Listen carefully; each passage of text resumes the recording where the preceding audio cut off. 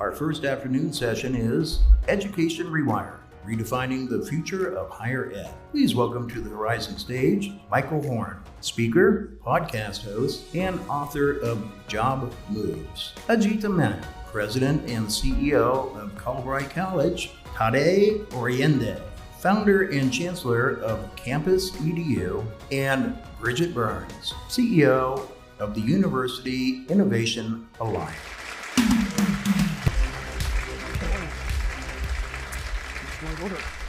Thank you so much, and a huge thank you again to Jobs for the Future. What an incredible event, and all the sponsors and staff and team that put this on. Just a huge round of applause to you all.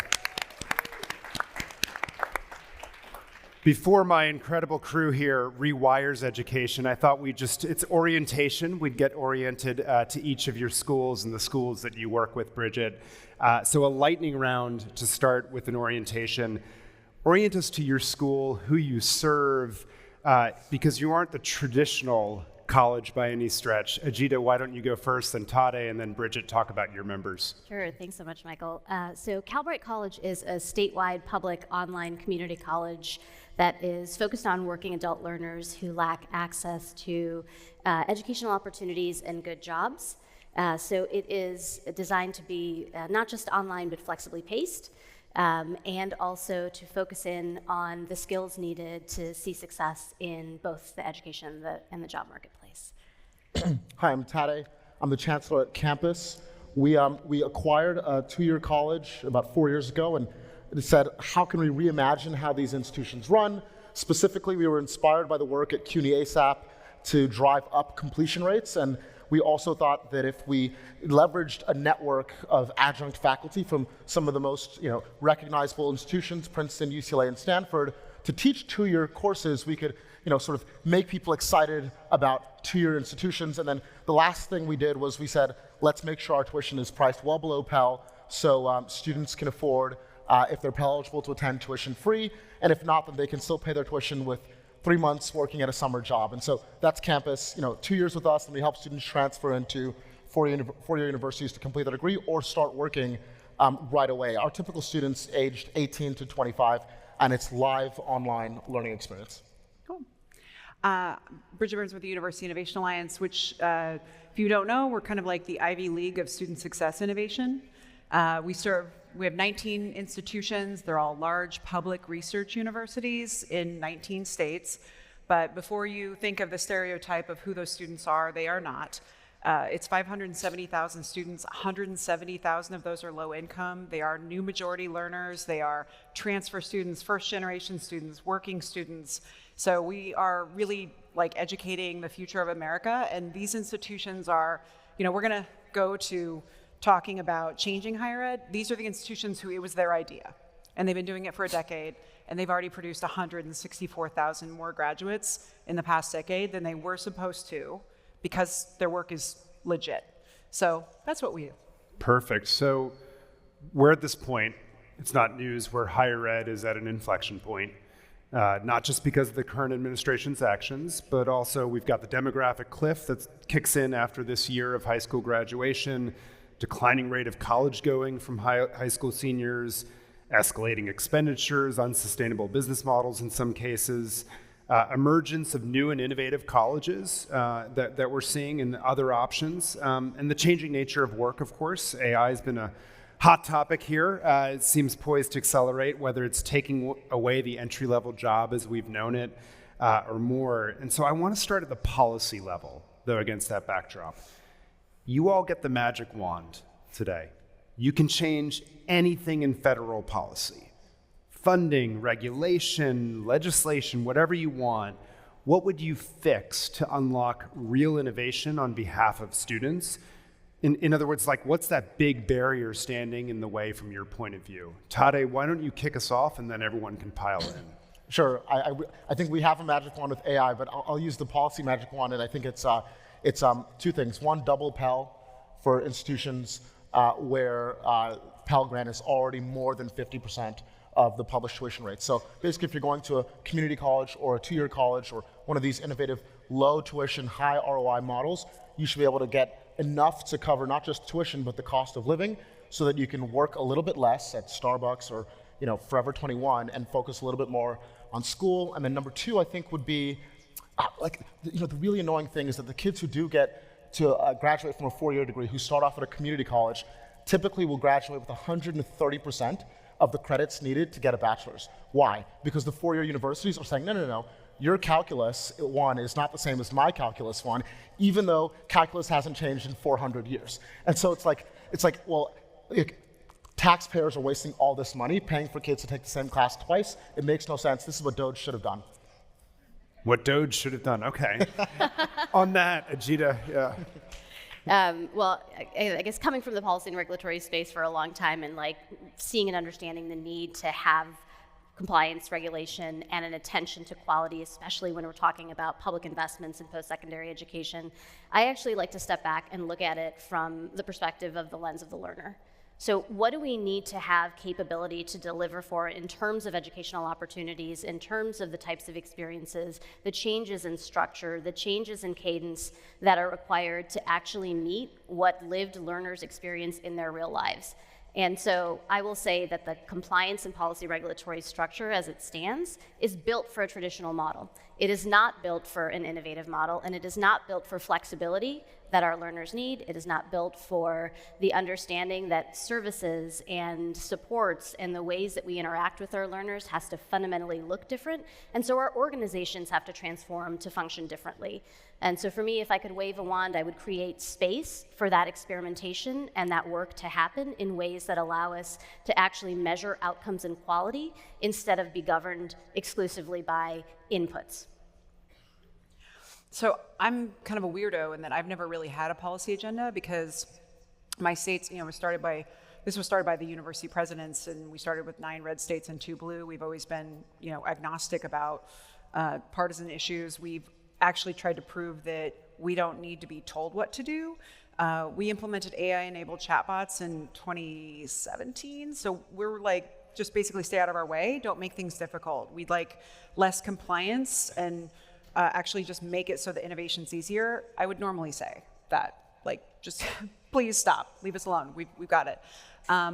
But now I would like you to actually fund indirect costs, because what they're doing is crippling institutions and they're devastating the future of America, because half of all research happens at universities, and we all want there to be cures for cancer and all kinds of things, right? And so right now, because of that distraction being created by, I have campuses have had hundreds of millions of dollars cut, on a Monday in the last few months. So I would say it's very difficult to say, hey, be super bold and innovative while you're literally limping and bleeding. So that's what's happening for research universities right now. And I would say, stop that. Actually invest in the fact that these people, we want solutions in the future. And so, don't be fund indirect costs. So part of your answer was also referencing AI, and that you guys were early on that train, but it's obviously exploded in the conversation about how it will or won't transform workforce, higher ed, and so forth. Before I ask the meaty question, let me ask you the unfair question. Show of hands, I'm just sort of curious if you're optimist or pessimist on it in terms of its impact on higher ed. On balance, which ones of you are excited about AI's impact? Oh, all of you. Okay, so I don't have to ask the next question. All right. So a lot of digital ink spilled recently on the disappearance of the quote-unquote entry-level job, or at least the change to that role. A lot of implications for higher ed there, and a lot of folks predicting AI is going to dramatically change higher ed itself, the delivery and so forth. We see, a couple startup colleges now in the space. Paul LeBlanc's Matter in Space comes to mind.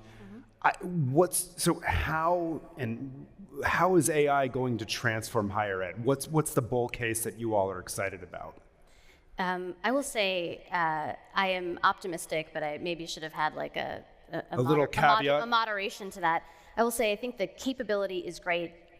The choices that we make in how we leverage and harness it will make all the difference between whether I remain an optimist or become a pessimist. Because what I'm finding is that we're seeing institutions rapidly move towards just frenetic adoption in ways that are a little bit concerning, because what we want to be in a position to do is to be able to understand what it is that we need to deliver for our learners, and on the basis of that, how can we harness the technologies to do that? So you see a lot of institutions gravitating towards point solutions and kind of bot here, bot there, instead of taking a step back and saying, as an institution, how do we actually need to be AI ready? How do we actually need to think about it both in our technology stack, in our data architecture, so that we don't lose agency as an institution over what is happening to our learners? And so if we can do that, and I believe that like for an institution like ours, we're banking on not just our capabilities that we currently have to do that, but the way that that can evolve with engagement testing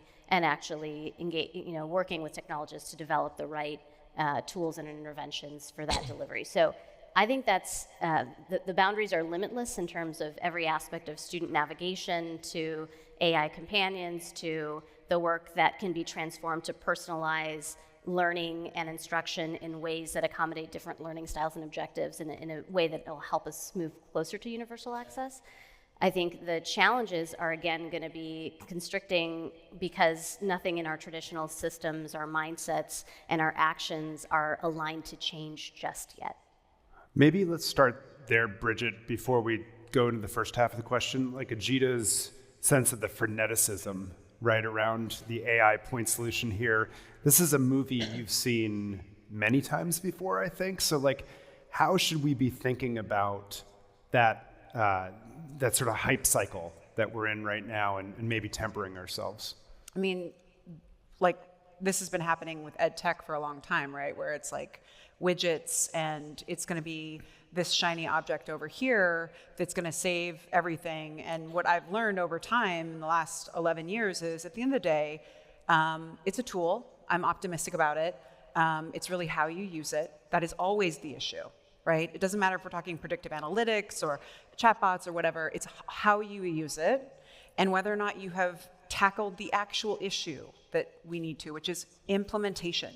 Mm-hmm. That is the Achilles heel of these historic institutions that, yeah, it's, people always complain about that universities are, slow to move, but they're older than the church, right? Like they were designed to last. They were not designed to change. And so it is difficult to change them. That doesn't mean they are antithetical to change. It's just you have to have a strategy for implementation, and most colleges and universities do not. Seems like it's easy, but it's not.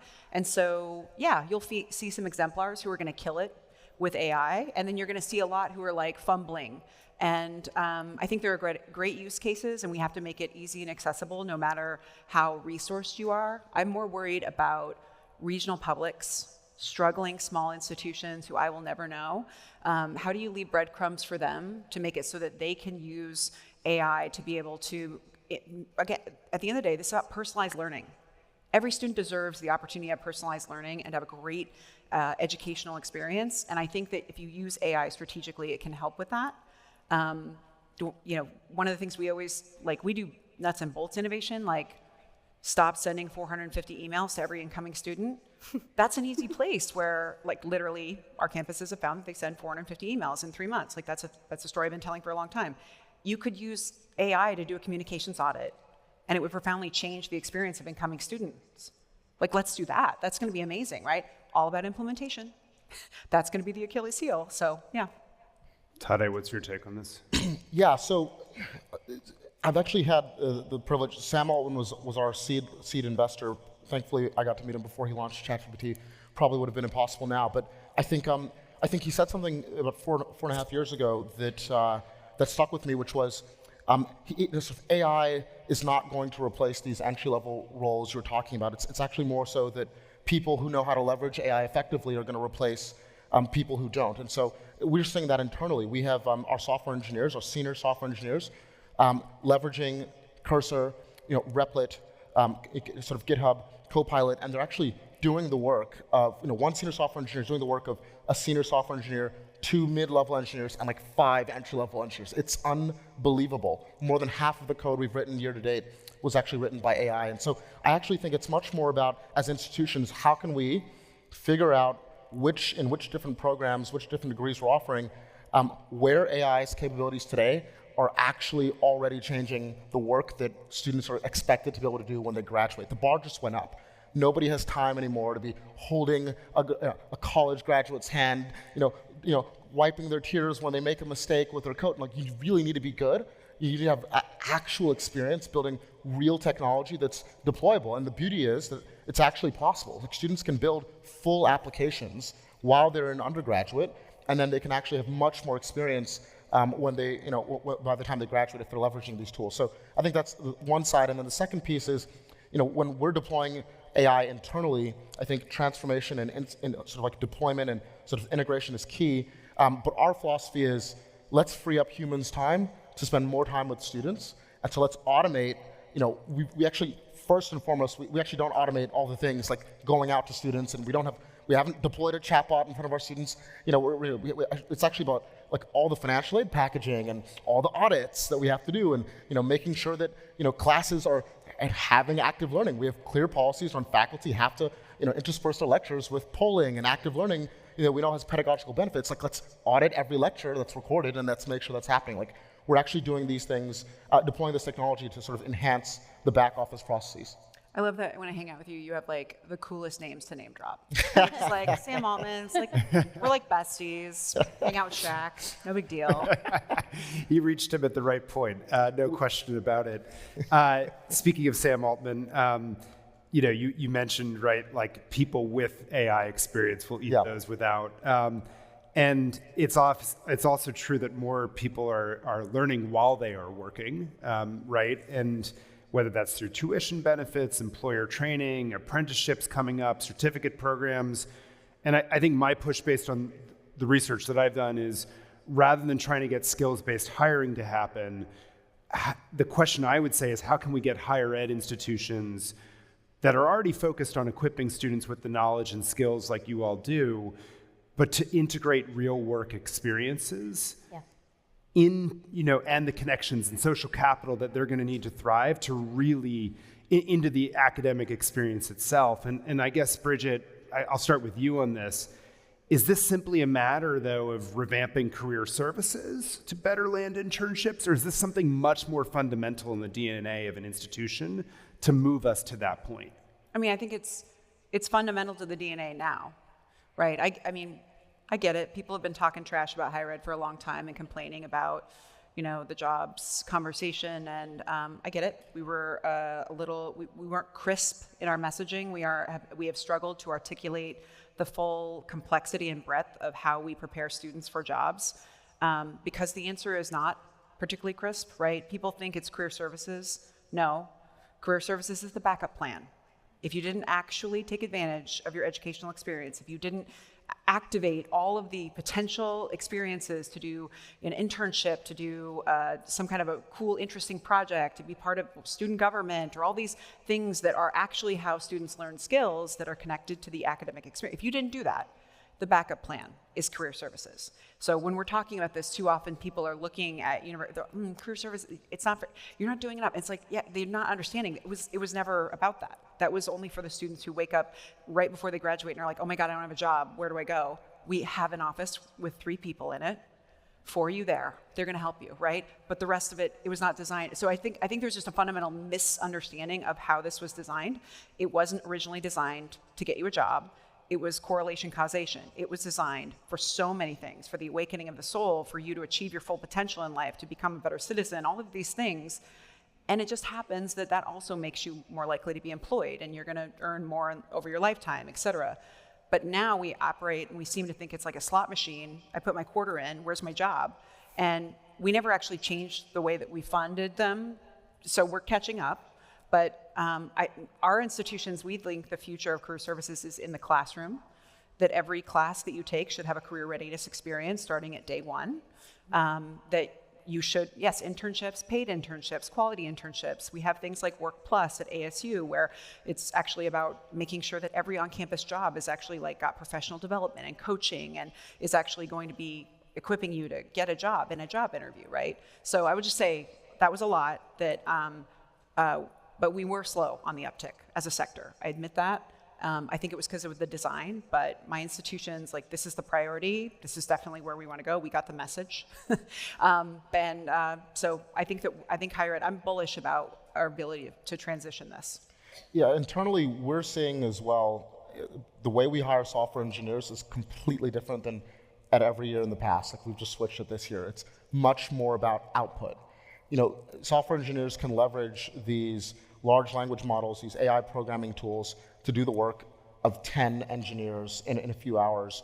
And so it's like, well, what have you done? Show me your work. And I think it's clear with software engineering, it's very easy to measure that. It's like, make me an app that does X in a small amount of time, and let's see how well you can actually leverage these AI-assisted programming tools. It's not quite there in other fields, maybe in marketing and others, it's not quite there. But my hunch, it's obviously hard to predict these things, but my hunch is that a few years from now, hiring is going to be a lot less about your resume, and it's a lot more about show me what you can do, leveraging these technologies, like show me your work. I'd love to pick up on that thread because I think that's exactly where we're situated. And we're in a slightly different position because learners that are with us to have a shorter term credential. And what we used to think of as short-term credential being highly technical and solely technical in nature is what's evolving from our vantage point perspective. So using a direct assessment kind of competency-based framework, it allows you to have students learn those technical skills and measure it, but we're actually indexing on the durable skills that are needed. And so every interaction and experience that you have along the life cycle, whether it's an interaction with a counselor or frontline student support specialist or the student community we've built through Slack, or embedded in your ability to actually have a real world work project or other things on the work-based learning spectrum, either paid or unpaid, like micro-internship, all of those elements are about creating the artifacts on your resume. All of the skills are assessed in a way that gives you the comfort and the confidence that you can demonstrate what you can do when you're in front of an employer. So the idea of career services is not ancillary, it is similarly kind of built into every inch of the experience that we've designed, which I think is important.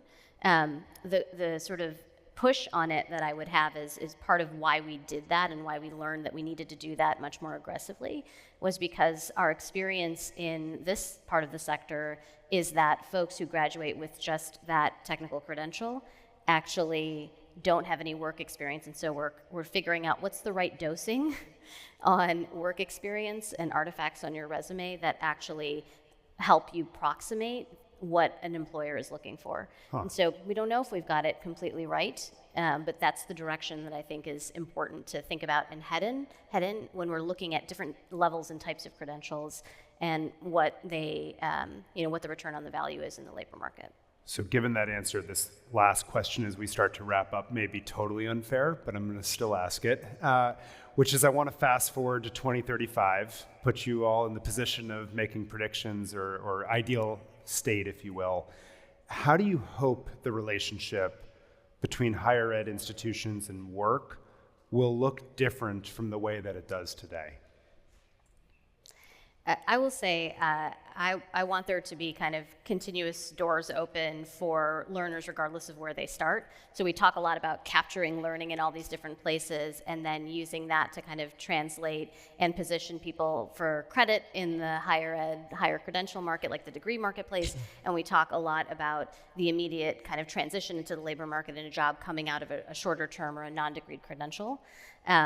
We seldom talk about the reality, which is that there is no communication, crossover, or translation within higher education around those things. There has to be more permission for that, and our learners require, and we should all be demanding that of ourselves and of other institutions. And I think if we can do that, then the journeys that folks have to take in order to pay for their college, in order to continue upskilling, in order to do those alongside career advancement become much more visible and possible. So I think about it on both sides of the thing, because we used to talk a lot about lifelong learning, but I don't know that anyone ever anticipated in those early conversations when that first, that trend of that conversation first took off. We could envision this reality that's before us where there's just a continuum of working and learning that will never cease for as long as folks are in the employment market. Best case scenario, like if I were king of America, what would I push for? It'd probably be that everyone is empowered to be an entrepreneur. If you look at employment today, we talk about the large employers, and that's important, but more than half of people in America are already employed by small businesses. And so, maybe you're a plumber and you're on a staff of a plumbing company that someone else owns, and there's like 11 of you, and you have no control over when you work, and you only get the scraps. Maybe now with AI, if AI tax and AI accounting management, and AI marketing, and all these things, you can actually be a self-employed plumber, and it's like way easier for people to go out on their own and just really take control over their careers. I think that'll probably be the best case scenario. I talk to Gen Z. They all, for the most part, see themselves as entrepreneurs. Even if they're, working in they got a side job and a side hustle. They're influencing. It's like they really want to be in control. They don't want to work for the man. And so, I think it'd be probably best case scenario would be that AI makes it so much easier for people to really take control over their careers and be entrepreneurial. I think that the conversation around talent and mobility should be less about luck. And I think that what is missing in America is that there needs to be a strategy for how you're going to connect talent and opportunity. And I don't believe that strategy should come from elected officials or partisan politics. I think that there's a place for universities, specifically research universities, to step in and provide the kind of leadership that we've all been needing to make it so it's not about luck. And I would feel much better knowing that was, and I think that's what the next chapter embodiment of what universities is going to be, which is providing the leadership that states need, so that someone who's smart is actually thinking about the future, to think about the number of plumbers that we need in the future, and actually helping to work and support other entities to actually connect and create the right pathways so that we have the right potential connections and strategies, so the future is actually going to be better for people. That's what higher education is going to be about. I'm optimistic about that, and I think that it's the role for us to step into in this moment, and I think it connects to the broader pace because all these other things need this leadership to exist. 100%. Bridget, Tade, Ajita, thank you for helping us rewire education. Thank you so much. Thanks for having us.